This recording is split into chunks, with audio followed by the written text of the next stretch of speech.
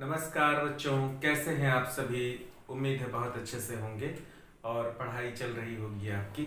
हम लोग दो बैलों की कथा पाठ पढ़ रहे थे और पिछले दो एपिसोड में हम लोग ये देखे कि किस तरह से जो हीरा और मोती हैं वो अपनी आज़ादी को बचाने के लिए, वो अपना स्वाभिमान बचाने के लिए संघर्ष करते हुए दिखाई दे रहे हैं।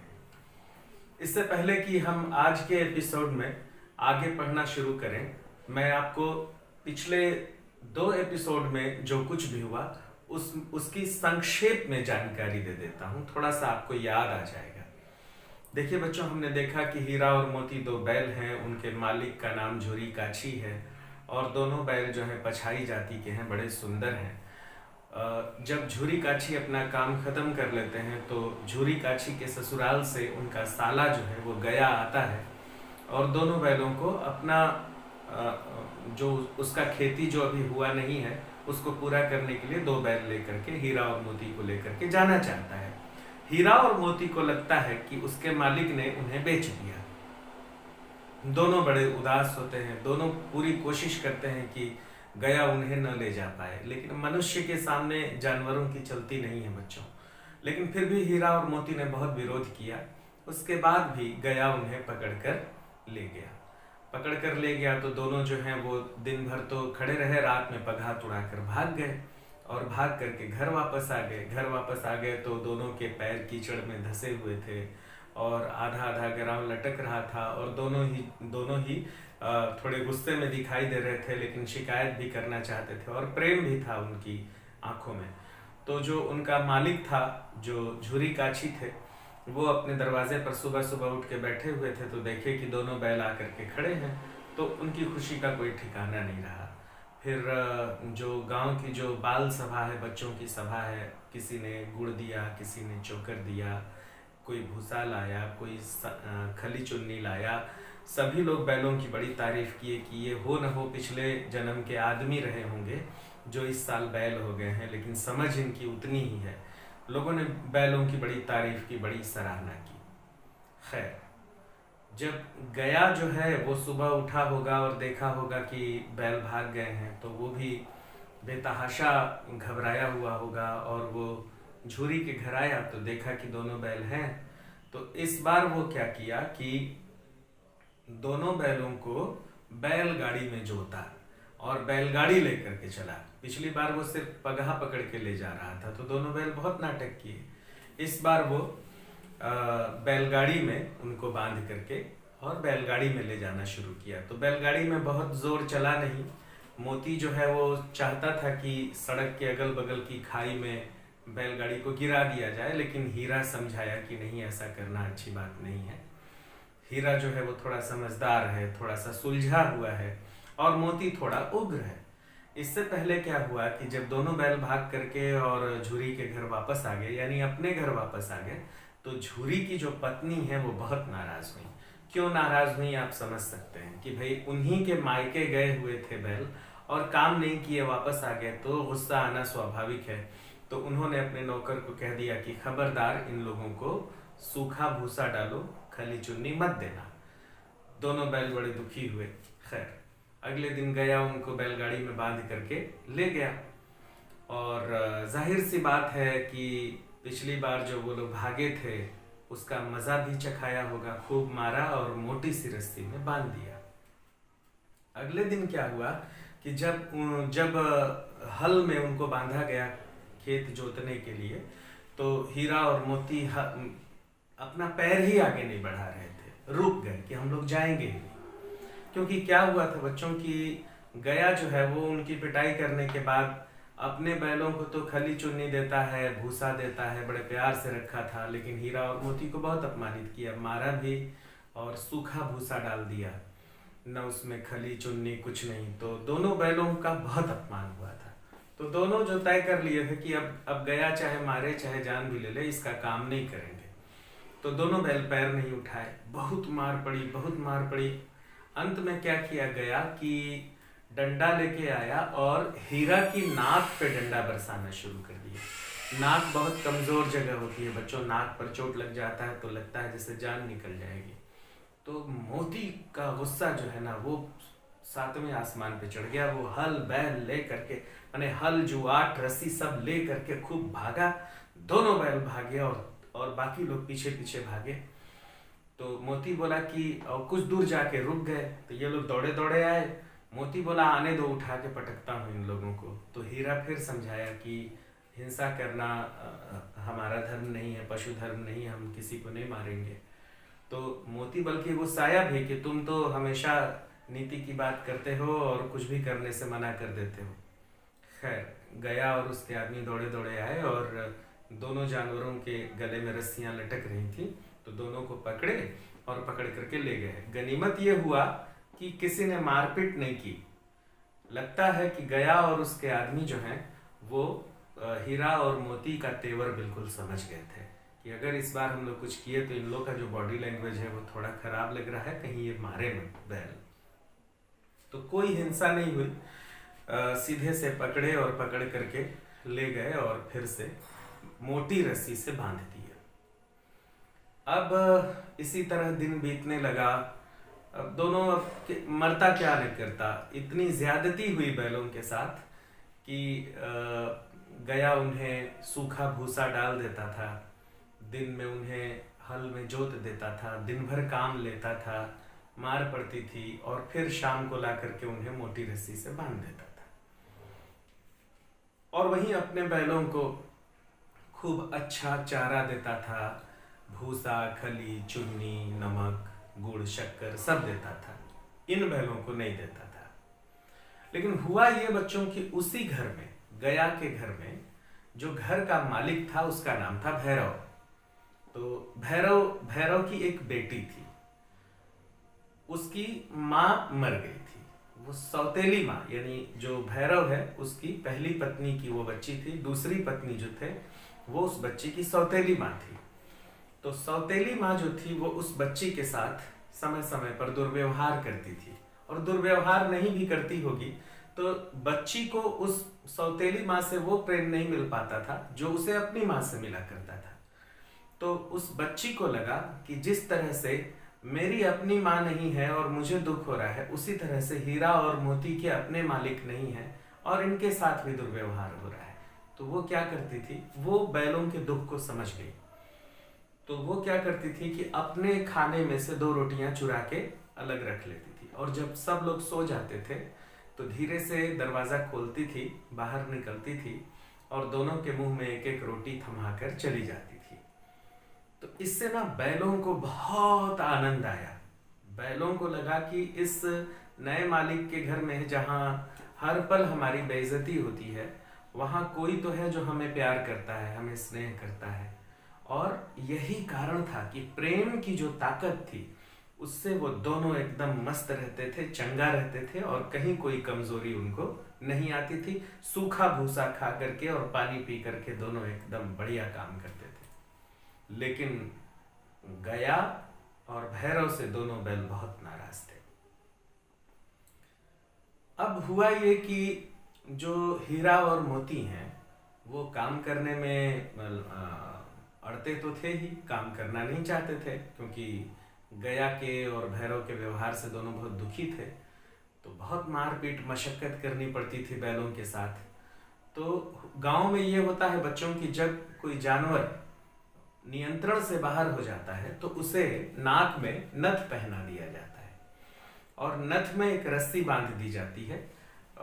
रस्सी को खींचने से उसका नाक जो है जहां नथ पड़ा हुआ है वो खींचने लगता है। होता यह है कि ये जो जगह इसे छेद दिया जाता है, इसमें एक रिंग डाल दिया जाता है और रिंग से रस्सी बांध दी जाती है। एक तो नथ का ये तरीका होता है। दूसरा नथ का तरीका ये होता है कि यहाँ छेद के एक रस्सी डाल के और दोनों को यहाँ से निकाल के पीछे बांध दिया जाता है और उस रस्सी को पकड़ लिया जाता है।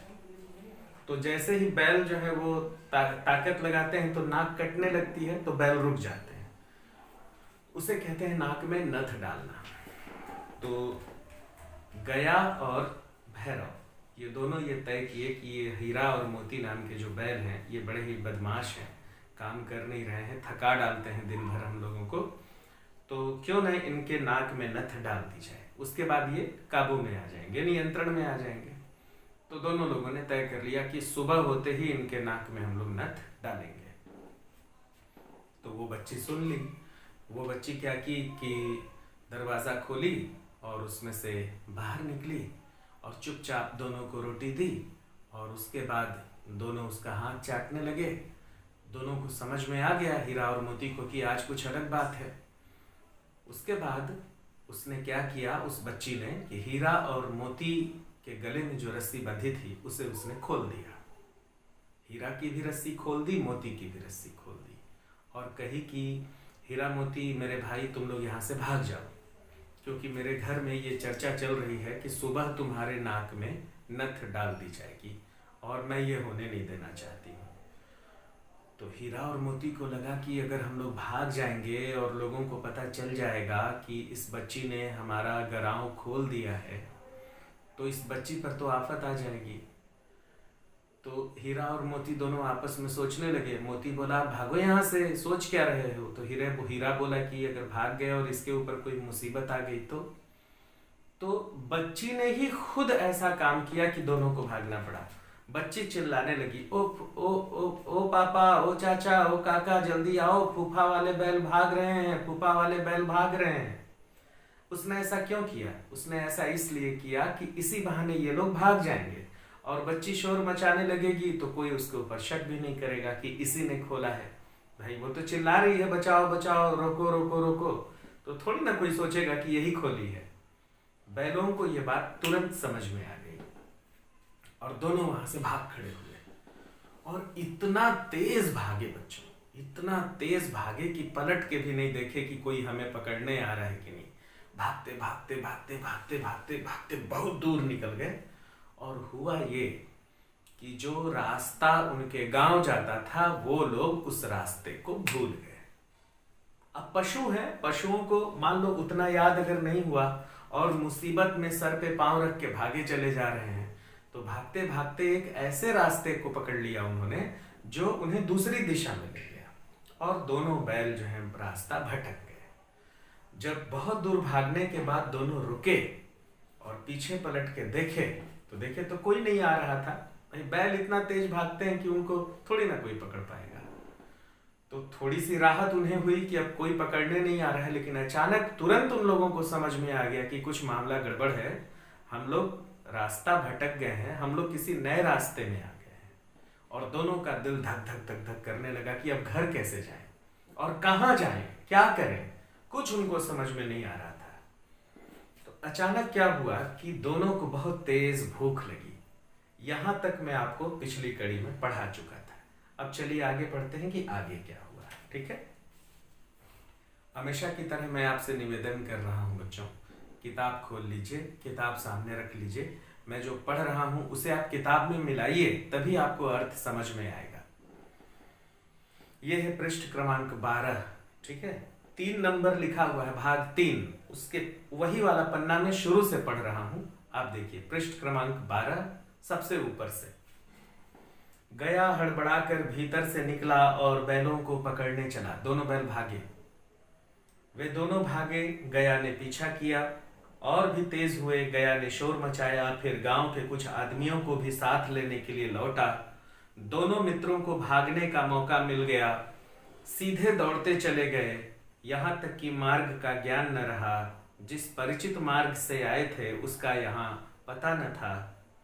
नए नए गांव मिलने लगे। तब दोनों एक खेत के किनारे खड़े होकर सोचने लगे कि अब क्या करना चाहिए। यहां तक तो मैं आपको पढ़ा दिया था। हीरा ने कहा, मालूम होता है राह भूल गए। तो मोती ने कहा, तुम भी तो बेतहाशा भागे, वहीं उसे मार गिराना था। उसे मार गिराते तो दुनिया क्या कहती। फिर देखो, हीरा यहाँ पे नीति की बात, अच्छी बात बोलता है कि उसे अगर मार देते तो दुनिया क्या कहती। वह अपना धर्म छोड़ दे, लेकिन हम अपना धर्म क्यों छोड़ें। ठीक है, मनुष्य अपना धर्म छोड़ दिया है, हमें मारपीट कर रहा है हमारे साथ, लेकिन हम क्यों मारपीट करें। हम किसी के साथ मारपीट नहीं करेंगे।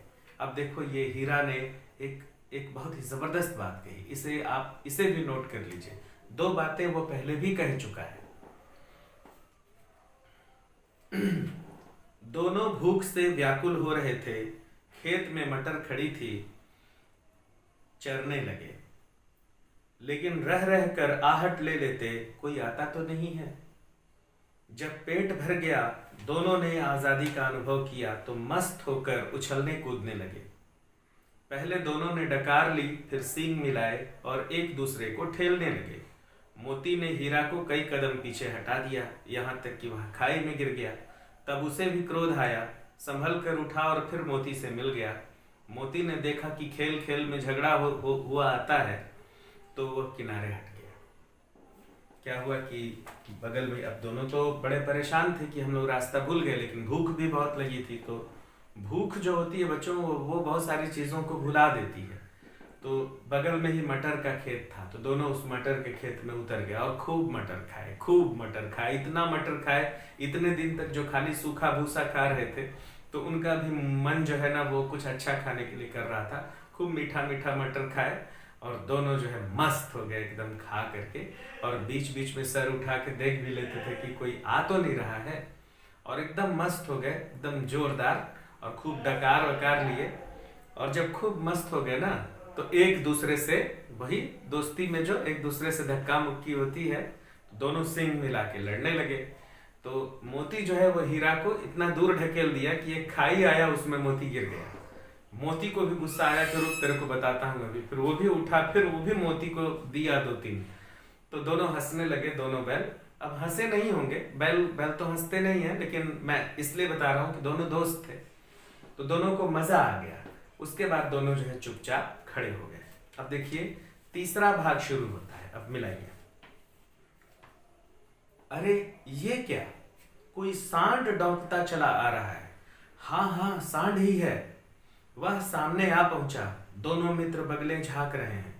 सांड पूरा हाथी है, उससे भिड़ना जान से हाथ धोना है, लेकिन न भिड़ने पर भी जान बचती नहीं नजर आती। इन्हीं की तरफ आ भी रहा है, कितनी भयंकर सूरत है। दोनों खा करके निकले ना, तो एक सांड जो है उधर से चला आ रहा था। बच्चों, सांड जो होता है ना वो बहुत खतरनाक और बहुत भयानक होता है। बैल वैल उसके सामने कुछ नहीं लगते। एक बार मारता है सींग से ना, तो बैल जो है वो 10-20 मीटर दूर जाके गिरता है, इतना ताकतवर होता है। आपने देखा होगा सड़कों पे कभी कभी बड़े बड़े सांड को आपने देखा होगा, जो धीरे धीरे एकदम ऐसे मस्तानी चाल से चलते हैं, मोटे एकदम होते हैं, ऊंचे होते हैं, है ना। तो दोनों ने देखा कि एक सांड चला आ रहा है और पूरा हाथी की तरह है। तो दोनों जो है थर थर थर थर कांपने लगे, क्योंकि सांड जो है बैलों को देखता है ना तो मारता ही है, छोड़ता नहीं है। तो अब तो इन दोनों लोगों को लगा कि अब तो बहुत मार खाएंगे। तो तब तक ये लोग सोच ही रहे थे, तब तक सांड जो है बहुत नजदीक आ गया। अब देखो क्या होता है।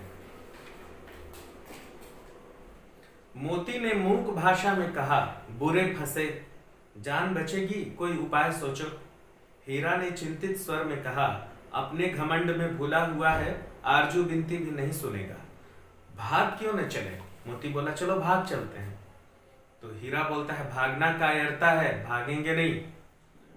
तो फिर यहीं मरो, बंदा तो 9-2-11 होता है। तो मोती बोला कि तुम यहीं मरो, मैं तो भाग रहा हूं।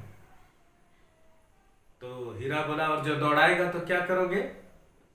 तो मोती बोला, तो फिर जल्दी कोई उपाय सोचो। मजाक कर रहे थे दोनों आपस में कि अब भाई अब मुसीबत तो आई गई है। बोले कि रिक्वेस्ट करेंगे तो भी नहीं सुनेगा, हाथ गोड़ जोड़ेंगे तो भी नहीं सुनेगा, मारेगा ही। तो मोती बोला, भागो। तो हीरा बोला, भागेंगे नहीं, भागना कायरता है, हम पीठ नहीं दिखाएंगे। तो मोती बोला, तो फिर तुम मरो, मैं जा रहा हूं। तो हीरा हंसा, बोला कि तो दौड़ाएगा तो कैसे करोगे। तो बोला, तो जल्दी कोई उपाय सोचो, कैसे किया जाए इसका। और इतने में सांड जो है वो बहुत नजदीक आ गया। तो हीरा बोला कि उपाय यही है कि उस पर दोनों जने एक साथ चोट करें। मैं आगे से रगेदता हूं, रगेदना मतलब मारना। मैं आगे से रगेदता हूं, तुम पीछे से रगेदो। मैं आगे से मारूंगा, उसी समय तुम पीछे से आके मारना। दोहरी मार पड़ेगी तो भाग खड़ा होगा। मेरी ओर झपटे तो तुम बगल से उसके पेट में सींग घुसेड़ देना। जान जोखिम है, पर दूसरा कोई उपाय नहीं है। यहां पर देखिए बच्चों, कितनी जबरदस्त बात है आप समझिए इस बात को कि एकता में शक्ति होती है, और एकता के साथ साथ अगर बुद्धि है, दिमाग है, तो बड़ी से बड़ी मुसीबत को हम हरा सकते हैं। दोनों बैल उस सांड के सामने कुछ नहीं थे, लेकिन दोनों हिम्मत नहीं हारे, बोले कि आज देखा जाएगा जो भी होगा। और दोनों जो हैं वो रणनीति बनाते हैं, दोनों तय करते हैं कि इस मुसीबत से कैसे लड़ना है। एक बोलता है कि तुम आगे से मारना, फिर मैं इधर से मारूंगा, फिर तुम इधर से पेट में सींग मारना, मैं इधर से पेट में सींग मारूंगा। वो एक को दौड़ाएगा तो दूसरा पीछे से मारेगा, फिर दूसरे को दौड़ाएगा तो फिर एक दूसरा अलग से मारेगा। तमाम बात वो लोग तय करते हैं, समझे। तो देखिए, आदमी आधा तो तभी मर जाता है जब वो डर जाता है, आधी शक्ति उसकी समाप्त हो जाती है। और अगर व्यक्ति साहस से मुकाबला करता है, दिमाग लगाता है, अंत तक हारता नहीं है, अंत तक जूझता है, तो फिर उसके बचने की संभावना बहुत ज्यादा हो जाती है। दोनों बैल जो हैं, दोनों मित्र जो हैं, वो तय करते हैं कि अब जो होगा देखा जाएगा, ऐसे करते हैं। अब हुआ क्या, दोनों मित्र जान हथेलियों पर लेकर लपके।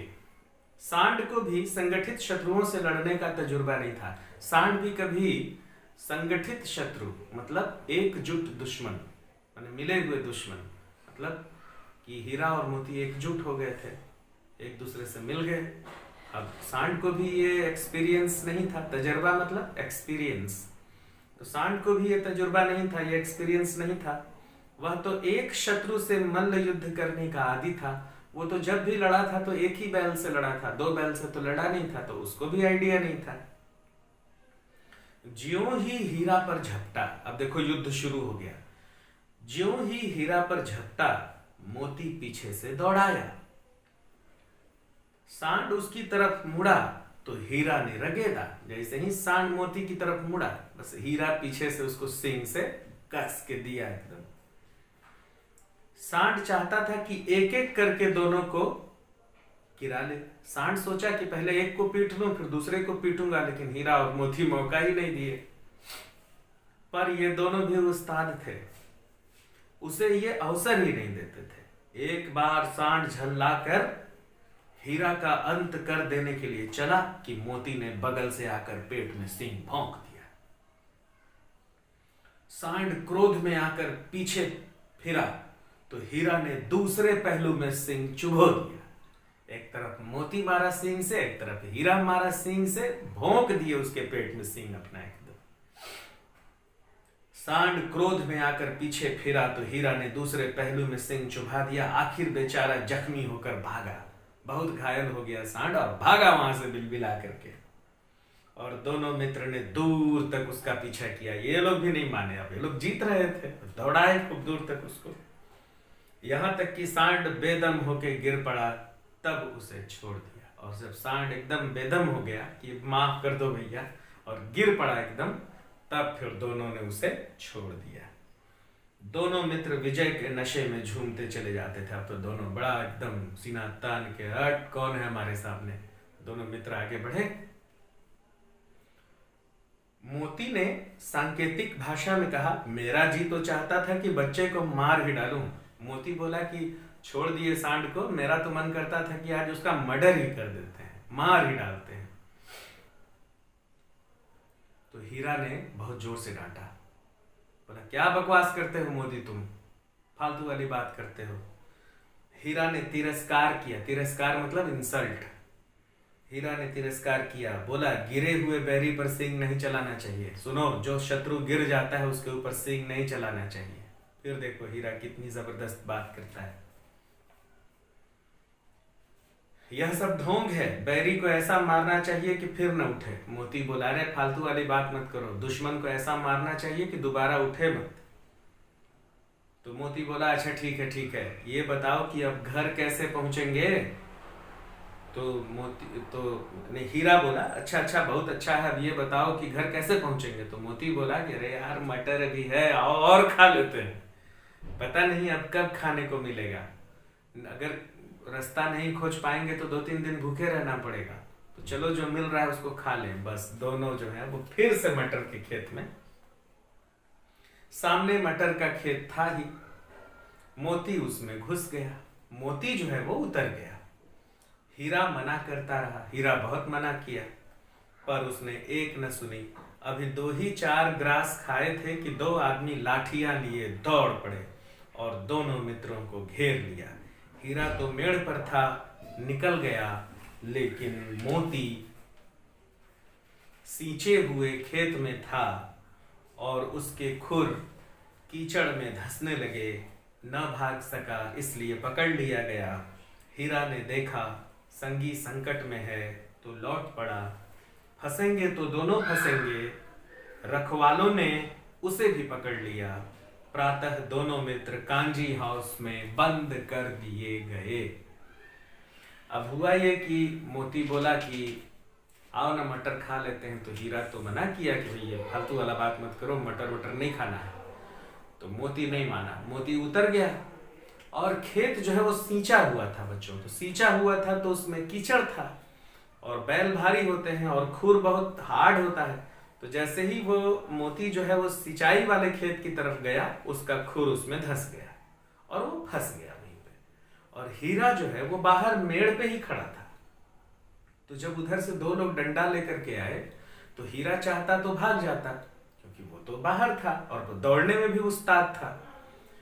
लेकिन हीरा बोला कि भागना कायरता है, मैं अपना मेरा दोस्त फंसा हुआ है और अगर मैं भाग जाऊंगा तो जिंदगी भर अपने आप को कैसे माफ करूंगा। जिएंगे तो साथ में मरेंगे, जिएंगे और मरेंगे तो साथ में मरेंगे। हीरा बोला कि मैं भी पकड़ा जाऊंगा, कोई बात नहीं है। हीरा नहीं भागा। तो मोती को तो ये लोग पकड़ लिए क्योंकि मोती फंस गया था।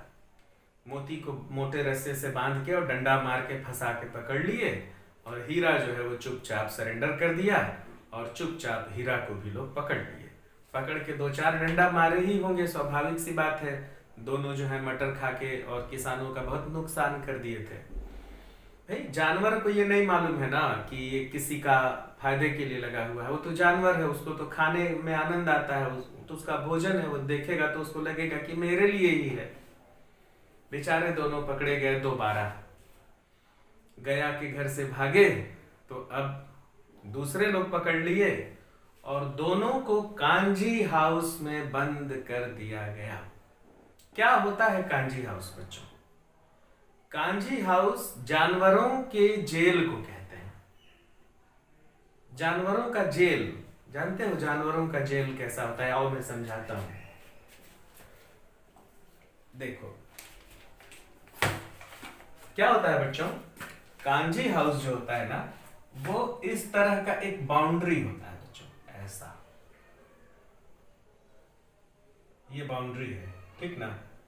और यहां पर एक बड़ा सा गेट होता है।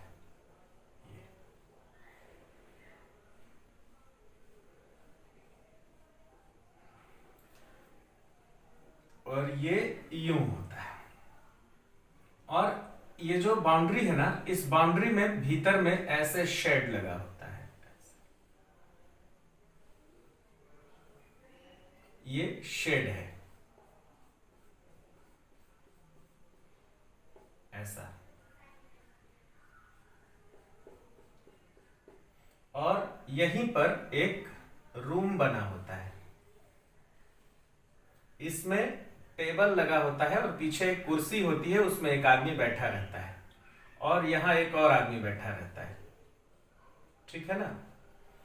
अब क्या होता है कि ये नियम है कि अगर किसी पशु मालिक के पशु किसी के खेत में घुस के नुकसान करते हैं तो ये पशुओं का अपराध नहीं माना जाएगा, ये उस मालिक का अपराध माना जाएगा। तो जिसके खेत में पशु नुकसान करते हैं बच्चों, वो क्या करते हैं कि उन पशुओं को पकड़ के और यहां लेके आते हैं। तो ये जो है कांजी हाउस है। कांजी हाउस बोलते हैं इसको, हाउस भी बोलते हैं, हाउस भी बोलते हैं, ज भी लगा देते हैं। कुछ लोग हाउस भी कहते हैं, कांजी हाउस। हालांकि ये हाउस नहीं है, कांजी हाउस, हाउस या हाउस ही है।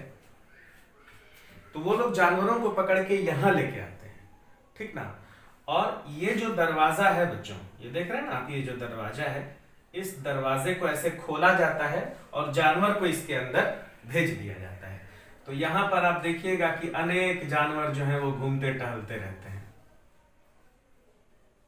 बंधे रहते हैं, पूरे ऐसे बंधे रहते हैं या घूमते रहते हैं, जैसा भी, ऐसे जानवर ढेर सारे रहते हैं। और ये जो शेड है बच्चों, इसी में उनके खाने के लिए ऐसे व्यवस्था बनी रहती है, ऐसे इसमें ऐसे करके चारा डाल दिया जाता है, तो ये जानवर आके इसमें खाते हैं और बाहर जो खुला हुआ मैदान जैसा इसी में घूमते रहते हैं। यही लोग, ये जो कांजी हाउस, ये सरकार के द्वारा चलाया जाता है इसको, और यहाँ आदमी नियुक्त होते हैं। तो ये कांजी हाउस का जो मैनेजर है, वो, उसकी जिम्मेदारी रहती है कि जो भी जानवर यहाँ लाए जाएंगे वो इनकी देख रेख करेगा। जानवर, भाई जानवर तो जानवर है, उसको भोजन पानी तो चाहिए ना भाई, जेल में खाना तो मिलता ही है ना। तो ये लोग जानवरों को भूसा और खली चुन्नी जो भी है वो खिलाएंगे, और जब जानवरों का मालिक आएगा ढूंढते हुए, भाई जानवर मान लो 1-2 दिन घर नहीं पहुंचे तो मालिक उसको ढूंढेगा ना, तो जब जानवरों के मालिक उसको ढूंढते हुए आते हैं तो यहां से झांकते हैं, ऐसे करके यहीं से झांकते हैं, यहां खड़ा होकर के यहां से ऐसे झांकते हैं। तो यहां से झांकते हैं तो अंदर में अपने पूरे पशु दिख जाते हैं। तो जब मान लो किसी को पता लग जाता है कि अरे ये तो मेरा पशु है, तो फिर ये लोग यहाँ आते हैं और कहते हैं कि मेरे पशु को छोड़ दीजिए। तो ये अपना रजिस्टर खोलता है और देखता है कि कितने तारीख से बंद है। तो पता चला कि 1 तारीख से बंद है और आज 5 तारीख हो रहा है। तो रोज का जो खर्च है और फाइन, ये दोनों को जोड़ करके, ये मान लो 100 रुपए प्रतिदिन अगर फाइन लग गया तो मालिक को यहाँ 500 रुपए पटाना पड़ेगा, फिर वो अपना बैल लेकर के ये चला जाएगा। तो अब मालिक को 500 का नुकसान हुआ ना, तो अब मालिक दोबारा अपने बैलों को नहीं छोड़ेगा। तो इस तरह से कांजी हाउस में जानवर बंद किए जाते हैं और जानवरों के मालिक आते हैं, छुड़ा करके ले जाते हैं और यहाँ फाइन भरते हैं। इसमें एक और बात है बच्चों, क्या होता है, ये लोग बहुत बदमाश होते हैं। जो इसका देख रेख करते हैं ना, सारे लोग नहीं होते, लेकिन कहीं कहीं पे ऐसा होता है कि ये सब बहुत बदमाश होते हैं। ये लोग क्या करते हैं, जानवरों को कुछ नहीं देते हैं, सिर्फ पानी पिला देते हैं बस। 2-2, 3-3, 4-4 दिन तक ये बेचारे जानवर भूखे रहते हैं बच्चों। और जब इनका मालिक आता है तो ये लोग इन मालिक लोगों से बहुत ऐंठ के बात करते हैं, हाँ तुम्हारे जानवर को इतना इतना खिलाया हूं, उसका पैसा कौन देगा, और खूब फाइन लेते हैं और सब पैसा डकार जाते हैं। पशु थोड़ी ना बताएगा कि मेरे को खिलाए हैं कि नहीं खिलाए हैं, आदमी ना बताता कि मुझे खिलाए हैं कि नहीं खिलाए हैं। ये लोग पशुओं के साथ बहुत क्रूरता करते हैं बच्चों। ये लोग पशुओं को कुछ नहीं देते हैं। कहीं कहीं पे ऐसा है कि कुछ अच्छे लोग होते हैं जो डरते हैं, भगवान से डरते हैं कि पाप लगेगा, जानवरों को नहीं खिलाएंगे तो पाप लगेगा। तो कुछ लोग जो है वो खिलाते हैं इन लोगों को, लेकिन वो लोग भी बहुत इतना खिलाते हैं कि मरे मत, है ना। और भरपूर पैसा इन लोगों से, पशुओं के मालिक से वसूलते हैं, और बढ़िया खर्च तो होता नहीं है क्योंकि खिलाते नहीं है। अब मान लो एक बात ये उठी कि मान लो 10 दिन हो गया और मालिक पशुओं को लेने नहीं आया, तब क्या होगा? क्या पशु जिंदगी भर यहीं रह जाएगा? क्या वो यहां से कभी फ्री नहीं होगा? तो उसके लिए एक प्रक्रिया है जो नीलामी होती है, ऑक्शन होता है, नीलामी। नीलामी किसे कहते हैं मालूम है ना आप लोगों को? बहुत सारे लोग आते हैं, जानवरों को निकाला जाता है, लोग जानवरों को देखते हैं और ये बोलता है भाई हमारा 10 दिन जानवर था, 10 दिन खिलाने में 1000 खर्च हुआ, 1000 से ज्यादा जो भी देगा वो जानवर ले जाए। तो कोई देखा तो बोला हम इसका 1100 देंगे, तब तक कोई बोलेगा हम 1200 देंगे, तब तक कोई बोलेगा हम 1300 देंगे। तो इस तरह से दाम बढ़ता जाता है। और फिर जैसे मान लो कोई बोला हम 1500 देंगे, तो सारे लोग चुप हो जाते हैं, अरे 1500 1500, 1501, 1502, 1503 ले जाइए। तो इस तरह से जब मालिक नहीं आते हैं, मान लो मालिक को पता नहीं चला, 10-15 दिन गुजर गया, नहीं आ पाया मालिक, तो इसी तरह से जानवरों को निकाल करके नीलामी हो जाती है बच्चों, नीलामी। ठीक है। और नीलामी कैसे होती है, तो यही जो आदमी है ना, वो एक डुगडुगी ले लेता है। डुगडुगी मतलब जानते हो, ढोलक जैसा डम डम डम डम डम डम डम डम बजाने वाला। और वो आसपास के गांव में हल्ला करता है, डम डुम डम डुम डम डुम डम डुम, सुनो सुनो सुनो, कांजी हाउस में 4 गाय, 2 बैल, 2 गधे, 4 बकरियां बंद हैं, सबकी नीलामी होगी, सुबह 10 बजे सभी लोग आए, जिसको जिसको लेना है। तो लोग जो है, हाँ जाते हैं, कोई अच्छा बैल सस्ता में मिल जाएगा तो ले आएंगे, ऐसा करके यहाँ पे आ जाते हैं। तो परीक्षा में एक प्रश्न आता है, कांजी हाउस के सामने डुगडुगी क्यों बजती है या क्यों बजने लगी, है ना। तो आप समझ जाएंगे, डुगडुगी बजा करके संदेश देना, मैसेजिंग करना, मैसेज देना, ठीक ना। तो ये पूरी प्रक्रिया आप समझ गए। अब आप, जब मैं आपको बताऊंगा कि कांजी हाउस में क्या हुआ, तब आप अच्छे से समझ जाएंगे। तो बच्चों, ये कांजी हाउस है, इसमें हीरा और मोती को लाया गया, हीरा और मोती को इसमें बंद कर दिया गया, है ना। और ये लोग बहुत दुष्ट थे, हीरा और मोती को कुछ खाने के लिए नहीं दिए। पहले से इसमें गधे बंद थे, बकरियां बंद थीं, भैंस बंद थे, और भी कुछ जानवर बंद थे। कौन कौन बंद थे, परीक्षा में आता है, कांजी हाउस में पहले से कौन कौन से जानवर बंद थे। ठीक है, तो अभी मैं पढ़ूंगा तो आपको समझ में आ जाएगा। और ये लोग इतने दुष्ट कि पहले से भी जो जानवर बंद थे ना, उनको ये लोग कुछ नहीं खिलाए थे, कुछ भी नहीं खिलाए थे, सब मरने की स्थिति में पड़े हुए थे। चलो आगे देखते हैं। ये समझ में आ गया ना बच्चों? नहीं समझ में आया होगा तो मुझसे पूछना, व्हाट्सएप में लिखना, मैं बता दूंगा। चौथा भाग है, चौथा भाग पढ़ रहा हूं। हमारे पास अभी 10 मिनट का समय है, तो हम लोग चौथे भाग को पढ़ेंगे, ठीक है। चलो, दोनों मित्रों को जीवन में पहली बार ऐसा साबिका पड़ा, साबिका पड़ा मतलब वास्ता पड़ा, कि सारा दिन बीत गया और खाने को एक तिनका भी नहीं मिला। यहां जब ये लोग बंद हो गए तो ये लोग जो हैं एक तिनका नहीं दिए इन लोगों को। समझ में ही नहीं आता था कि ये कैसा स्वामी है, भाई ये मालिक कैसा है, नया मालिक नहीं समझ में आ रहा है। इससे तो गया फिर भी अच्छा था, गया तो फिर भी अच्छा था, कम से कम सूखा भूसा तो दे ही देता था। इससे तो गया फिर भी अच्छा था, यहां कई भैंसें थीं, कई बकरियां थीं, कई घोड़े थे, कई गधे थे, पर किसी के सामने चारा नहीं था। कौन कौन था बच्चों, फिर से देख लो, कहीं नोट कर लो अच्छे से। कई भैंसें थीं, बकरियां थीं, घोड़े थे, गधे थे, पर किसी के सामने चारा नहीं था। सब जमीन पर मुर्दों की तरह पड़े थे, कई कई दिन से कुछ नहीं खाए थे, मुर्दों की तरह पड़े थे। कई तो इतने कमजोर हो गए थे कि खड़े भी नहीं हो सकते थे। सारा दिन दोनों मित्र फाटक की ओर टकटकी लगाए खड़े थे। दोनों मित्र इधर देख रहे थे कि कोई तो आएगा हम लोगों को छुड़ाने के लिए।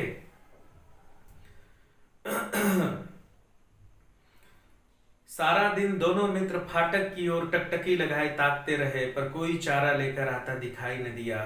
तब दोनों ने दीवार की नमकीन मिट्टी चाटनी शुरू की, पर इससे क्या तृप्ति मिलेगी। दोनों इतने भूखे हो गए कि जो दीवार है ना, ये इसको चाटने लगे। दीवार में थोड़ा थोड़ा नमक होता है, तो चाटने लगे तो थोड़ा नमकीन नमकीन लगने लगा। लेकिन अब इससे कोई खाने का सब्स्टिट्यूट तो हो नहीं सकता, ये खाने का विकल्प तो है नहीं है कि नमक चाट लिया और पेट भर लिया। लेकिन क्या करते, और कुछ था ही नहीं, तो मिट्टी चाटना शुरू किए। रात को भी जब कुछ भोजन न मिला तो हीरा के दिल में विद्रोह की ज्वाला दहक उठी। अब पहली बार देखो हीरा को गुस्सा आया है, इससे पहले मोती गुस्सा आता था, लेकिन पहली बार जब हीरा को लगा कि दिन भर कुछ नहीं मिला है, तो उसके मन में विद्रोह, है ना, की ज्वाला भड़क उठी। विद्रोह की ज्वाला दहक उठी। मोती से बोला, अब तो रहा नहीं जाता मोती। मोती ने सिर लटकाए हुए जवाब दिया, मुझे तो मालूम होता है कि प्राण निकल रहे हैं। तो हीरा बोला इतनी जल्दी हिम्मत न हारो भाई, यहां से भागने का कोई उपाय निकालना चाहिए। तो मोती बोला कि आओ दीवार तोड़ डालते हैं। तो हीरा बोला मुझसे तो अब कुछ भी नहीं होगा। तो मोती बोला कि बस इसी बूते अकड़ रहे थे, सारी अकड़ निकल गई। हीरा बोला इतना कमजोर हो गए एक ही दिन में, बिना कुछ खाए सुबह से रात तक कुछ नहीं खाए हैं, पानी तक नहीं पिए हैं, तो कमजोरी नहीं होगी। बाड़े की दीवार कच्ची थी, ये जो दीवार थी वो कच्ची मिट्टी की बनी हुई थी और खपड़े का ये शेड बना हुआ था बच्चों। तो बाड़े की दीवार कच्ची थी, हीरा मजबूत तो था ही, उसने अपने नुकीले सिंग दीवार में गड़ा दिए और जोर मारा तो मिट्टी का एक चिप्पड़ निकल आया। हीरा क्या किया कि यहीं कहीं दीवार कमजोर था, तो ये अपने सींग से मारा जोर से ना, तो सींग जो है मिट्टी में धंस गया और एक इतना बड़ा ढेला जो है दीवार से नीचे गिर के आ गया। मतलब ये कि हीरा जो है वो दीवार तोड़ना शुरू कर दिया। याद रखिएगा हीरा, मोती नहीं, हीरा। देखो यहां लिखा हुआ है, हीरा मजबूत तो था ही, अपने नुकीले सिंग दीवार में गड़ा दिए और जोर मारा तो मिट्टी का एक चिप्पड़, चिप्पड़ मतलब एक परत, निकल आया। फिर तो उसका साहस बढ़ा, उसने दौड़ दौड़ कर दीवार पर चोटें की और हर चोट में थोड़ी थोड़ी मिट्टी गिराने लगा। भड़ाम भड़ाम यहां मारना शुरू किया सिंग से। सिंग तो नुकीला और मजबूत होता ही है। मारना शुरू किया तो लगा जैसे सब्बल से मारते हैं ना बच्चों, पूरा फोड़ देते हैं, वैसे इसको मारा, एकदम पूरा फोड़ने लगा, मिट्टी गिराने लगा। उसी समय कांजी हाउस का चौकीदार लालटेन लेकर जानवरों की हाजिरी लेने आ गया। उसी समय रात का, दिन में पकड़ लिए गए थे, ये रात का मामला है, भूख बहुत लगी थी, तो दोनों जो है दीवार तोड़ रहे थे, तब तक चौकीदार जो है लालटेन लेकर के आ गया। लालटेन जानते हो किसको कहते हैं? लालटेन बच्चों पुराने समय में जब गांव में बत्ती दिया नहीं हुआ करता था, तो अच्छा लाइट जलाने के लिए उसमें दिया जलाते थे और बाहर में कांच रहता था। दिखाऊं? ये देखो, ये लालटेन है, देखो, इसे लालटेन कहते हैं। देखो ये शीशा है, इसमें मिट्टी तेल भरते हैं, यहां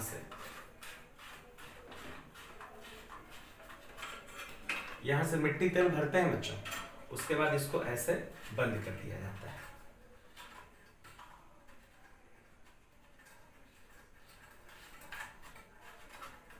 यूं कस गया ये। उसके बाद क्या करते हैं कि ये जो है ना, इसको यूं ऐसे उठाते हैं। ये देखो कांच निकल गया। उसके बाद इस कांच को यूं निकाला जाता है और यहाँ पे बत्ती रहती है, यहाँ पे इसमें आग जलाते हैं, मतलब इसको जलाते हैं बत्ती को। उसके बाद इस कांच को ऐसे लगाते हैं और वापस ऐसे करके फंसा दिया जाता है। नीचे छेद होता है, इसमें से ऑक्सीजन अंदर जाता है, फिर ऑक्सीजन अंदर में बर्न होता है और यहां से काला धुआं निकलता है और इसको लेकर के कहीं भी आप जा सकते हैं। तो हवा का प्रभाव भी इस पर नहीं पड़ता है। थोड़ी तेज हवा चलेगी तो भी ये बुझता नहीं है और बहुत अच्छी रोशनी आती है इसकी। एक दिया इसमें जला दीजिए और इसको भर दीजिए तो 2-3 दिन बहुत अच्छे से चलता है और एक बल्ब के बराबर रोशनी ये देता है बच्चों। तो गांवों में पुराने जमाने में जब लाइट नहीं थी, या आज भी जहां पर लाइट नहीं है जिस गांव में, वहां पर लालटेन का प्रयोग किया जाता है। तो चौकीदार जो था वो लालटेन लेकर के और इसी बाड़े में यहां से घुसा तो देखा जो हीरा है वो यहाँ पे अपना काम कर रहा है, मार रहा है बड़ा भड़ इसको गिराने के लिए। चौकीदार को बहुत गुस्सा आया। आप सोचो तो चौकीदार क्या करने आया होगा, पढ़ता हूं देखो। उसी समय कांजी हाउस का चौकीदार लालटेन लेकर जानवरों की हाजिरी लेने निकला। अटेंडेंस।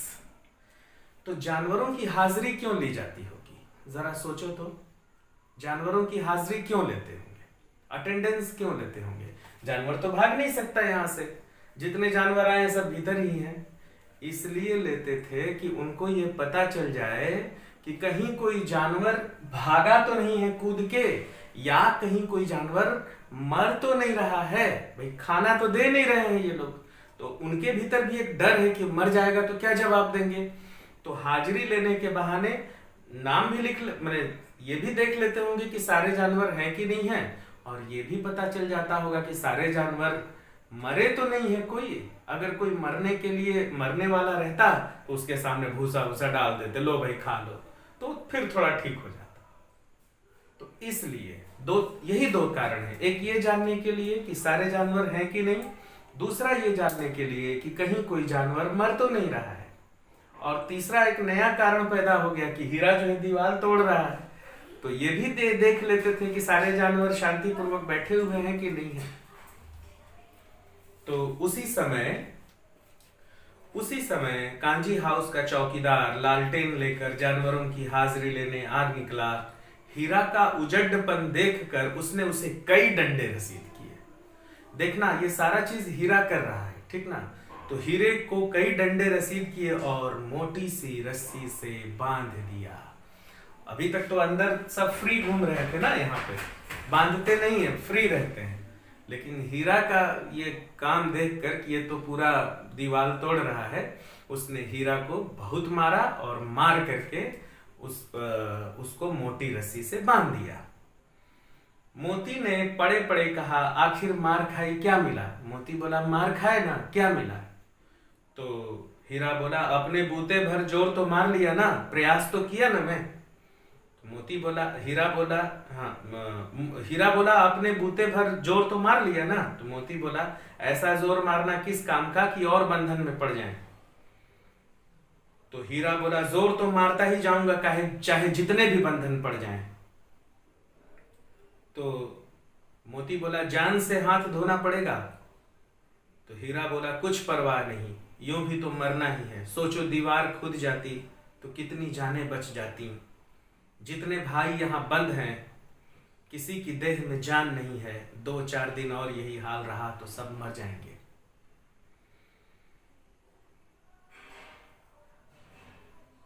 तो मोती बोला, हाँ बात तो सही है, अच्छा तो ला फिर मैं भी जोर लगाता हूं। अब हीरा बंध गया तो अब मोती खड़ा हुआ। सोचो बच्चों की हीरा के भीतर कितनी दया है, ममता है कि यहाँ पर मेरे ही समान और भी जानवर बंद हैं जो 1-2 दिन में मर जाएंगे। तो मेरी आजादी को ये लोग बांध दिए हैं, और मैं अपने सामने अपने भाई बंधुओं को इस तरह मरता हुआ नहीं देख सकता। इसलिए जब तक जिंदा हूं मेरे भीतर आग जलती रहेगी और मैं अपनी आजादी को बचा के रहूंगा, और मेरी ही तरह जिन जानवरों की आजादी छिन गई है उनकी भी आजादी बचाऊंगा। कहीं न कहीं ये कहानी बच्चों उस समय जो आजादी की लड़ाई चल रही थी, जो फ्रीडम स्ट्रगल चल रहा था, ये उस ओर इशारा करती है कि जो जेलों में बंद जो क्रांतिकारी हैं वो कहीं हीरा मोती जैसे तो नहीं है। वो क्रांतिकारी हीरा जैसे तो नहीं है कि वो क्रांतिकारी हमेशा देश को बचाने के लिए अपने आप को जोखिम में डालते रहते हैं। तो इस पर हम चर्चा करेंगे बच्चों। आज घड़ी इशारा कर रही है कि मैं आप लोगों का समय कुछ ज्यादा ले लिया, 1-2 मिनट।